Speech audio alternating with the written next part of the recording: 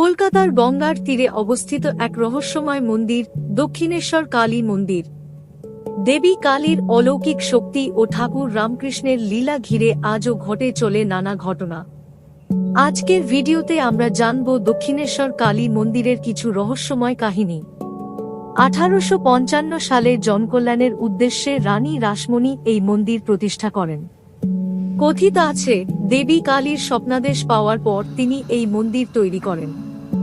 এই মন্দিরেই স্বামী রামকৃষ্ণ পরমহংস দেবীর জাগ্রত দর্শন পান এবং শ্রীমা সারদা দেবীর আধ্যাত্মিক উত্থান ঘটে। ঠাকুর রামকৃষ্ণ পরমহংস এই মন্দিরে 12 বছর তপস্যা করেন। একদিন তিনি ভাবাবেশে মন্দিরের কালী মূর্তির সামনে ছুটে যান এবং নিজের জীবন উৎসর্গ করতে চান। ঠিক সেই মুহূর্তে তিনি দেখেন, মূর্তি থেকে দেবী কালী স্বয়ং প্রকাশিত হলেন এবং হাসিমুখে তাকে আশীর্বাদ করলেন। স্থানীয়দের মতে, গভীর রাতে মন্দিরের প্রাঙ্গণে কখনো কখনো রহস্যময় ঘণ্টার শব্দ শোনা যায়, অথচ সেখানে কেউ থাকে না।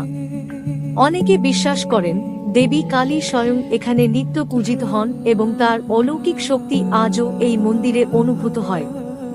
গঙ্গার জল দিয়ে মন্দিরের কালো পাথরের মূর্তি পরিষ্কার করলে মূর্তিটি যেন উজ্জ্বল হয়ে ওঠে। অনেকে বলেন, মা কালী এখানে এতটাই জাগ্রত যে ভক্তদের মনোবাসনা দ্রুত পূর্ণ হয়। দক্ষিণেশ্বর কালী মন্দির শুধু ইতিহাসের অংশ নয়, এটি অলৌকিক ঘটনার এক অনন্য স্থান।